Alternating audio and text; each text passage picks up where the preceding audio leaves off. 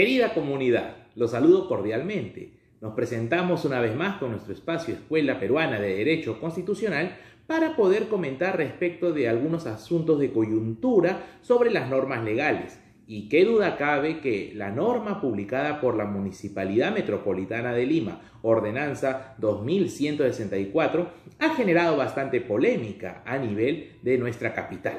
Específicamente, esta ordenanza es la que habilita toda esta medida conocida como pico y placa, mediante el cual, de alguna manera u otra, se restringe el tránsito vehicular en ciertos espacios y también para ciertos vehículos. No obstante, es menester hacer algunas apreciaciones en torno de lo que implica el servicio de transporte. Y es que, como sabemos, la humanidad en todo su progreso, uno de los grandes logros, sin lugar a dudas, que cambió prácticamente la forma en que vivimos, fue la invención del automóvil.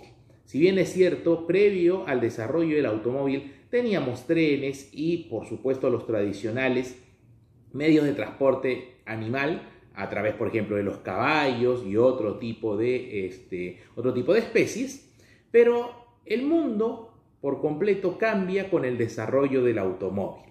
¿Y quién lo diría en el siglo XXI? Algunos aspectos derivados del uso de estos vehículos han generado bastantes problemas. El no contar con estacionamientos es uno de ellos, el uso de los combustibles y la contaminación derivada de los mismos, la regulación que existe a nivel de las distintas municipalidades y gobiernos sobre qué tipo de acciones se pueden hacer para poder renovar, exigir una suerte de mejora en los vehículos que transitan en las ciudades. Y así pues, dentro de los muchos problemas que también ha manifestado el automóvil sin desconocer sus enormes beneficios, la sobrecarga en el tráfico constituye un aspecto crucial fundamentalmente en nuestros tiempos y en una ciudad tan saturada como Lima, que supera largamente los 7 millones de habitantes. Dentro de los fundamentos de esta ordenanza se establece que una razón prácticamente la decisiva para implementar la medida conocida como pico y placa es que, atendiendo a la actual situación del tránsito vehicular en Lima metropolitana, aunada a la realización de eventos patrióticos, deportivos y otros, se hace necesaria la toma de decisiones para mitigar, entre otros, la congestión del tráfico vehicular en las vías principales de la red vial metropolitana, así como minimizar los riesgos en la seguridad por la congestión antes indicada. Entonces, esta medida conocida como pico y placa, lo que trata de solucionar, aportar, es una suerte de remedio ante el asfixiante y agobiante tráfico que padecemos quienes frecuentamos nuestra capital, sobre todo en las zonas céntricas. No obstante, hay que advertir un aspecto muy necesario cuando uno dispone medidas relativas al transporte, ya sea como por ejemplo habilitar una nueva ruta, aplicar de repente un nuevo corredor, entre otras acciones que hemos podido apreciar en los últimos años. Y es que no olvidemos que el transporte público en general, el transporte también vehicular, se asocia con un aspecto indispensable para el desarrollo de la vida ciudadana, por lo que válidamente se considera al transporte como un servicio público. ¿Esto qué significa?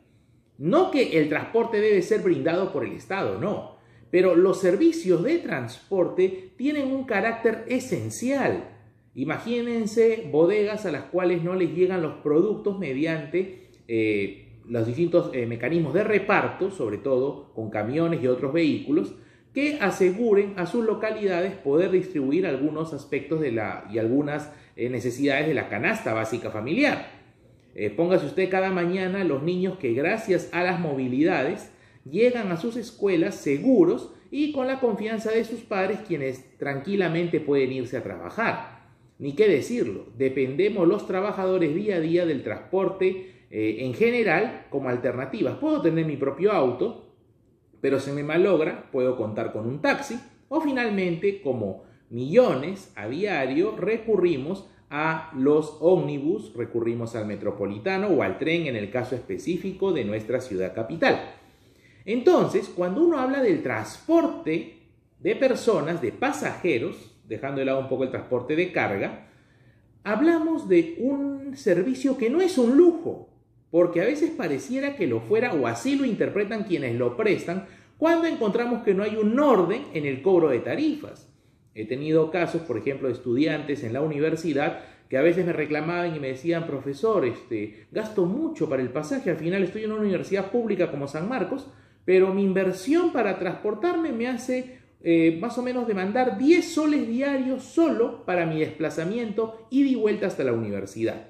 Lo que me decía, cerca a mi casa hay una universidad privada que llego caminando y prácticamente el costo lo podría compensar, ¿no? Bueno, obviamente nadie quiere dejar una casa de estudios tan prestigiosa como San Marcos, pero no solamente hablamos del costo económico, sino también el tiempo invertido en desplazarse y la seguridad también que de por medio se incluye cuando por la ardua, digámoslo así, labor académica, se sale muy tarde de la universidad, no encuentras vehículos, o cuando llegas a tu zona un tanto distanciada, hay muchos riesgos.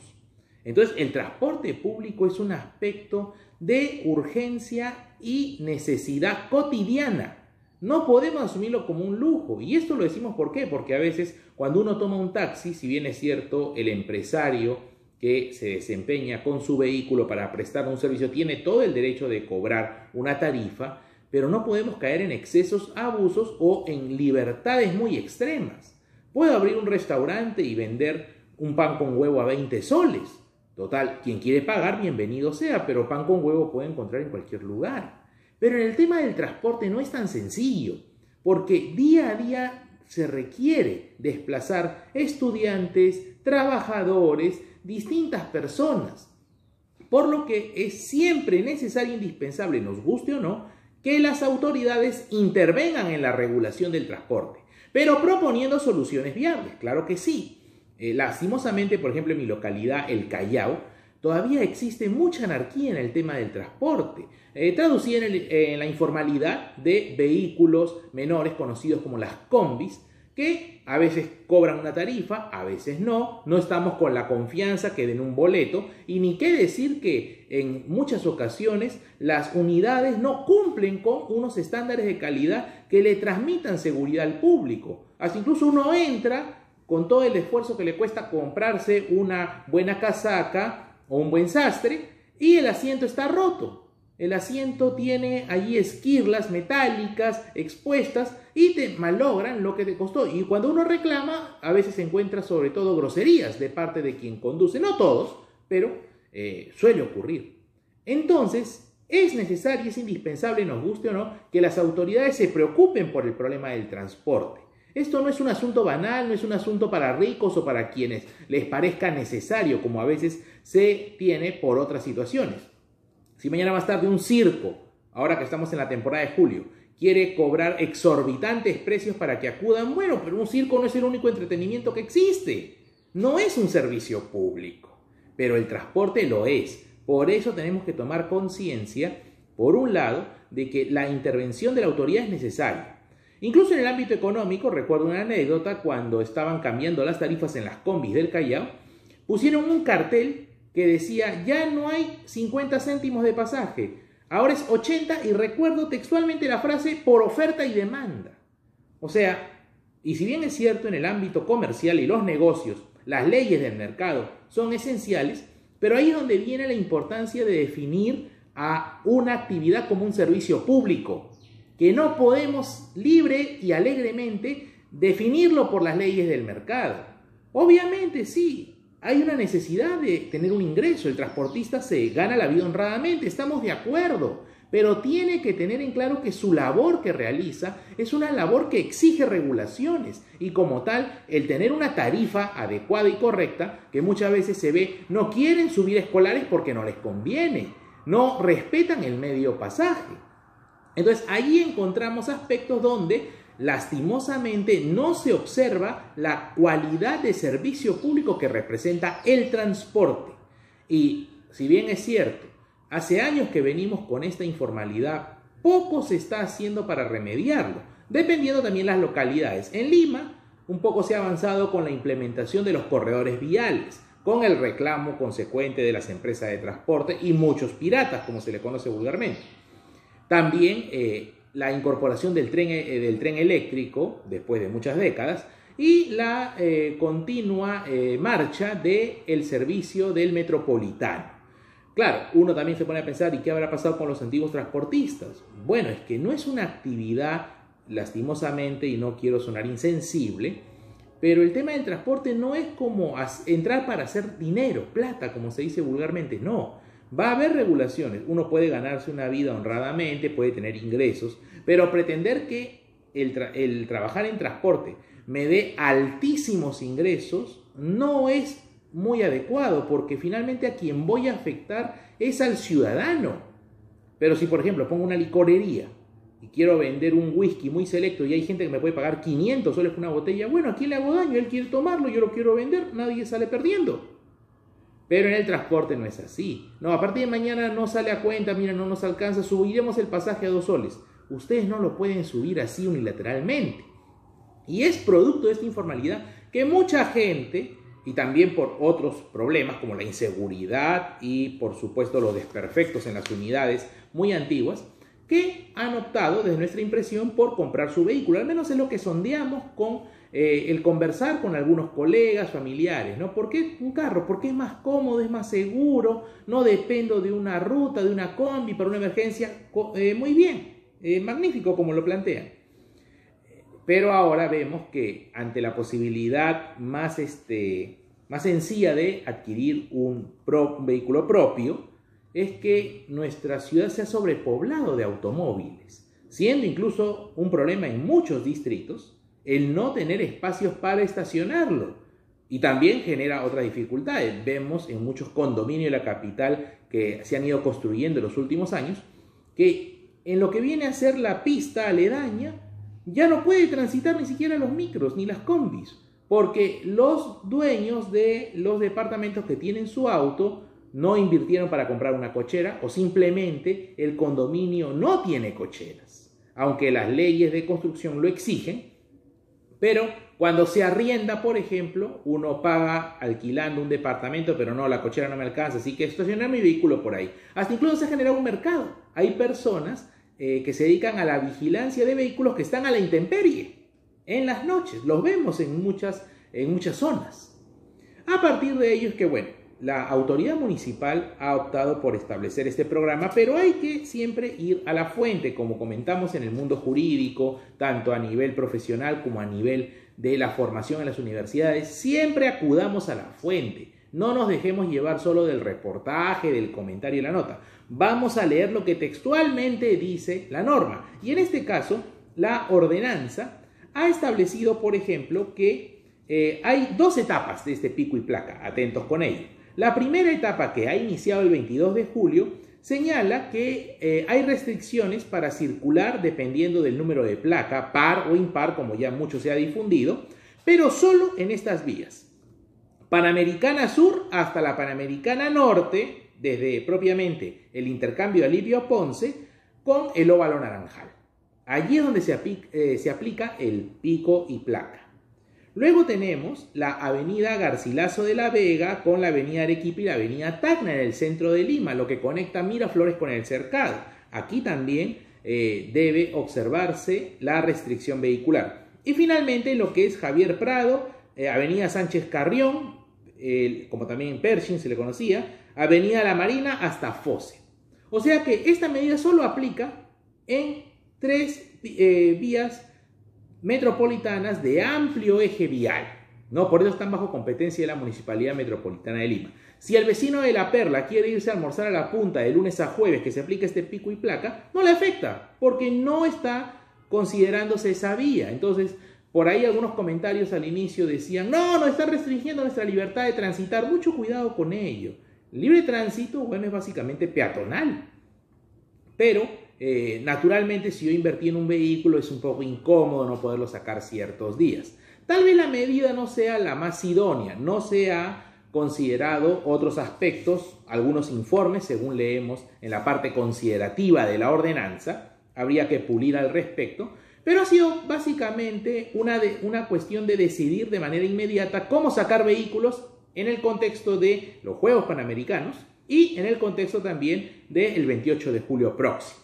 Entonces, no estamos, digámoslo así, ante una situación insalvable. Por ejemplo, los colegas que quieren transitar por toda universitaria, los ciudadanos que quieren, por ejemplo, irse mediante las avenidas en lo que viene a ser Miraflores, todo Benavides, a ellos no les aplica el pico y placa.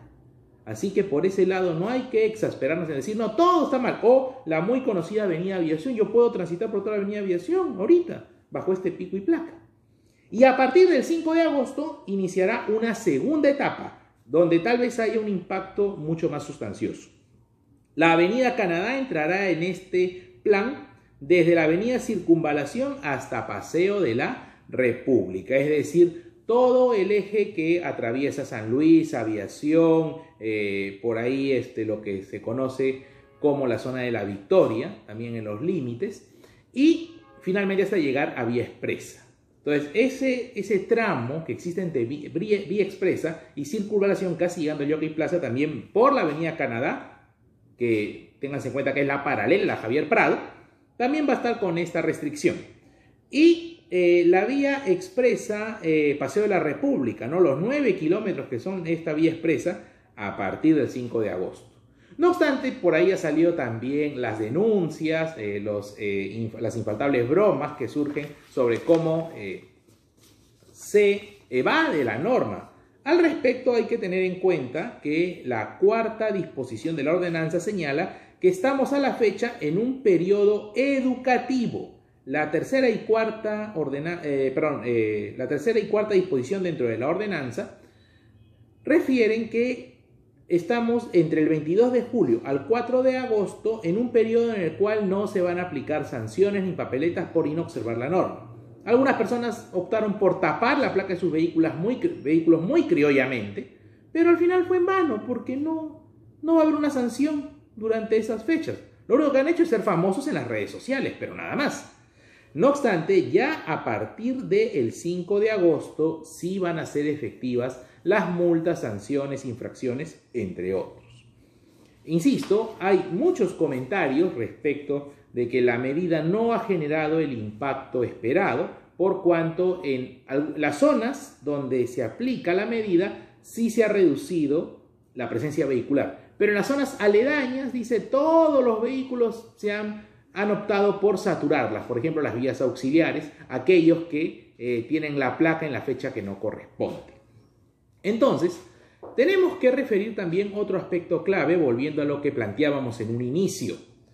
En el caso del transporte, que es un servicio público, uno no lo toma por disfrute, por placer, lo toma por necesidad. Eso le debe quedar claro a nuestras autoridades. Tal vez, bueno, muchas de ellas pues cuentan con el carro oficial, por eso que ni sienten lo que es estar aguardando como una suerte, digámoslo así, de peregrinación cada mañana en el tren cuando están en la zona sobre todo periférica, San Juan del Urigancho, Villa de Salvador, 1 hora para poder, bueno, ahora ha bajado un tanto, me comentan, media hora para poder subir recién al tren. Claro, el tren te lleva más rápido, pero 30 minutos de hacer fila no es muy agradable. Y en esta lluvia muchas veces se complican incluso de las enfermedades.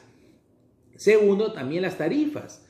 2 soles 50 el metropolitano, ha habido gente que ha reclamado, porque dicen no cumple con la satisfacción, pero a veces nos vemos obligados a pagar sin darnos cuenta o porque no tenemos otra salida. Qué bueno fuera, ¿no? Si una bodega me vende una gaseosa cara, busco otra y me la tomo y no tengo ninguna complicación. Pero aquí en el transporte, y ahí es donde viene también el combate a las prácticas monopólicas, hay que asegurarnos que exista una adecuada prestación. Y por eso son autoridades, queridos alcaldes, queridos regidores, con todo el respeto que se merecen, para proponer soluciones, no para salir para la foto. Claro, algunas soluciones tal vez no cumplan con la perspectiva planteada y muy bien señala la ordenanza en su parte final que se trata de una evaluación permanente sobre la medida del pico y placa, toda vez que constituye un proyecto piloto. O sea, se está experimentando. Tal vez por las circunstancias y coyuntura no ha habido tiempo para hacer un plan mucho más intenso, pero reitero, y desde aquí algunas reflexiones, parte de los problemas del transporte se deben sobre todo al enorme flujo de estudiantes y al enorme flujo de trabajadores. Eso pasa en cualquier ciudad. Entonces hay que ir hacia ese sector que es el responsable que más se sobrecargue el tráfico. Algunas medidas, por ejemplo, en horas puntas, disponer vehículos más grandes para el transporte de personas, de pasajeros, sobre todo en el tema escolar. Y para ello se requiere inversión, naturalmente, préstamos, aunque sea solo por horas. De esta manera podemos combatir a la informalidad, dando créditos a empresas debidamente constituidas que respeten los derechos de los transportistas, que también es otro aspecto que nos falta abordar y que algún día nos daremos un espacio de todas formas, porque hay muchas dificultades, no solamente en el servicio de transporte, sino en los trabajadores del sector transporte, que a veces parece nos olvidamos, también son humanos. Por favor, porque le exigimos, corra, señor, métase, señor. ¿Qué? ¿Y si él tiene miedo? Tenemos que imponerle que haga ese tipo de exceso solo porque queremos llegar a tiempo. Es muy peligroso. Entonces hay que también tener en cuenta la dignidad del transportista, del conductor, del cobrador, del dueño del taxi, que está también tratando de ganarse el día a día, pero debidamente formalizado, debidamente identificado, porque lastimosamente hay mucha delincuencia. Los colectivos han sido una gran alternativa, cobran un precio regular, 5 soles, a veces ellos mismos dicen, no, oye, te voy a cobrar 7, eso es porque falta una autoridad, pero los ciudadanos no tenemos otra opción. Recientemente hay una experiencia, para los que nos ven al interior del país, en lo que viene a ser el Cercado de Lima, se ha ampliado el flujo del llamado bus urbanito, que es el único microbús, llamémosle así, que tiene la posibilidad de ingresar por el centro histórico de Lima. Y ha traído muy importantes, digámoslo así, resultados, en el sentido de que muchas personas que optaban por los colectivos, ahora no están haciendo su cola en esta ruta ampliada, y una vez que se llena el vehículo, porque la gente lo toma porque se quiere ir, no para pasearse, tomarse selfies, no, sobre todo en horas puntas, se recurre al urbanito, micros y demás, porque necesitamos transportarnos rápido, así de sencillo. Y en ese aspecto la informalidad también muchas veces genera que un colectivero, si cabe la expresión, se detenga en plena ruta porque recién ya tuvo algo de dinero con los pasajes que están asumiendo en ese momento y quiere cargar gasolina, y él, obviamente que el pasajero pues se molesta, se perjudica naturalmente. Entonces necesitamos más medidas, soluciones. Para ello tenemos más de 100 universidades, algunas que todavía no se licencian, pero para que se propongan estas soluciones. En el lado jurídico, esta ordenanza pretende ser una solución. Veamos qué resultados nos ofrece, pero también está en el lado de la ingeniería, en el lado de las matemáticas, donde pueden proponerse interesantes medidas. Ya hace poco se ha anunciado la ampliación del metropolitano y en este sentido habría que ver cuánto más se requiere para poder ordenar a nuestra tan caótica ciudad. Y por supuesto apoyar con ideas, propuestas, incluso manifestarnos. Así estemos en contra, pero permite conocer la voluntad y la apreciación del ciudadano. Pero si estamos en la posibilidad de dar algunas observaciones, sugerencias, sobre todo quienes día a día tomamos estos vehículos, pues bienvenido sea para que las autoridades, que es otra de sus labores, escuchen. No se cierren, no se asuman como mesías que tienen todas las respuestas en la cabeza, no. Los grandes líderes, los históricos personajes, llegaron lejos sobre todo por escuchar, rodearse de personas que sabían, pero ellos tenían el poder de decidir. Confiemos que nuestros alcaldes que han iniciado este año no nos defrauden y contribuyan a más medidas. Unas felices fiestas de la patria para todos ustedes, queridos seguidores, y sigamos trabajando por el Perú, por nosotros y por los que vendrán, y en recuerdo de los que nos han precedido. Un gran abrazo. Cuídense.